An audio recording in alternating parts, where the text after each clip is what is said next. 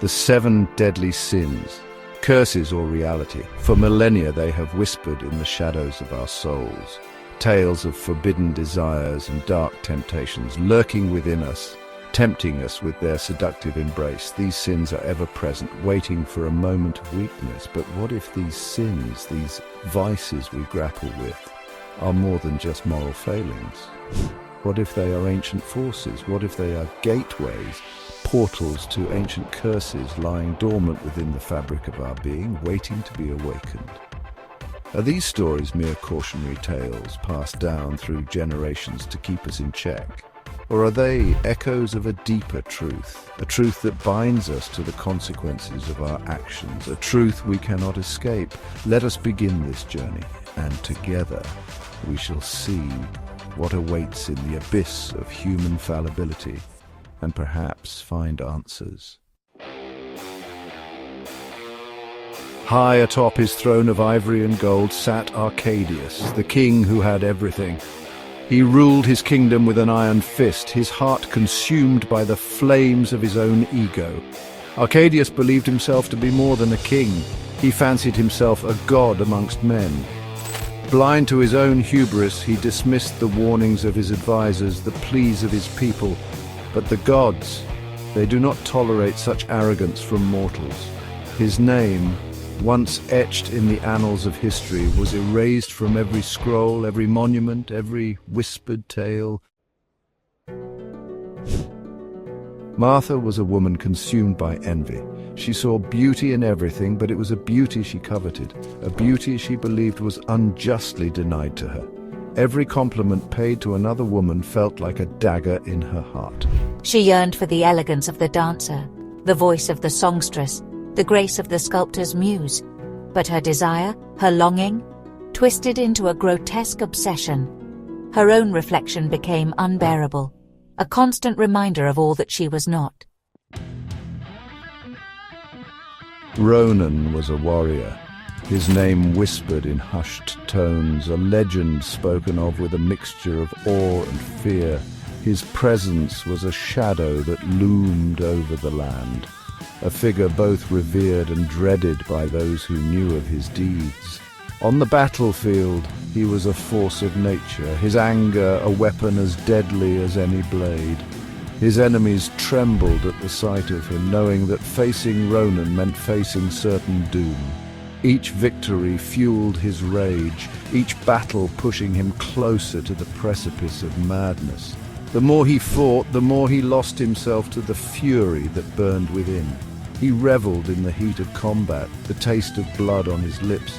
The thrill of the fight was intoxicating, a drug he could not resist. But Ronan's wrath, like a wildfire, consumed everything in its path, leaving behind only ashes and despair.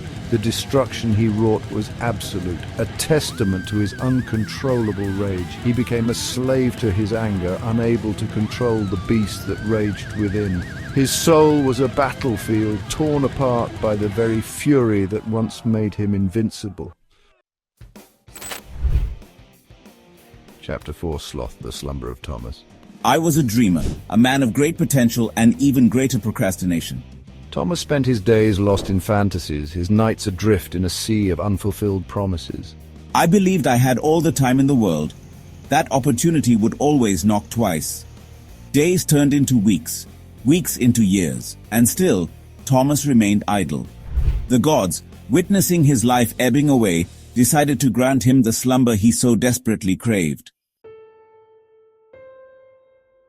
In the heart of the city, amidst the bustling marketplace and the clinking of coins, lived Edward, a merchant driven by an insatiable greed.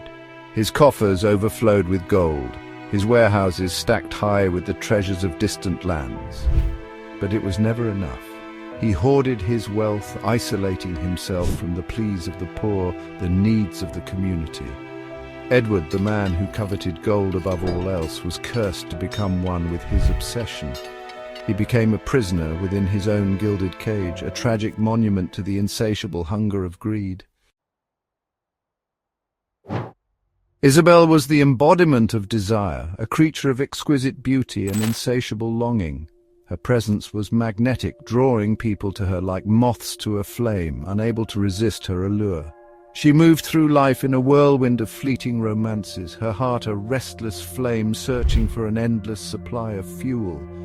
Each encounter was a brief spark, a momentary blaze that quickly faded into the shadows. Each lover was a conquest, a temporary distraction from the emptiness that gnawed at her core. The more she sought, the more elusive true connection became, leaving her in a perpetual state of longing. But my pursuit of pleasure was a bottomless pit, leaving me emptier with each passing encounter. The nights grew longer, the days more hollow, as I danced with shadows that offered no solace. Isabel was cursed to spend eternity in a never-ending waltz of ghostly lovers. Each step, each twirl, a reminder of the love she could never truly grasp. She became a prisoner of her own desires, forever seeking, forever yearning, but forever denied the true intimacy she craved.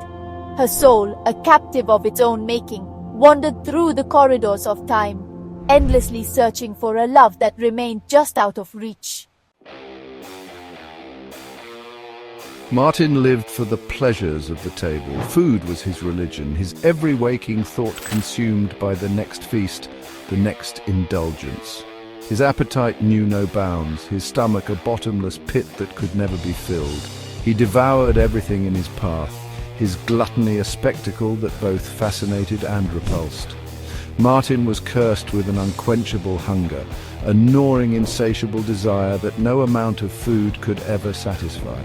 His body, once robust and jovial, withered away, consumed by the very vice that had defined his existence.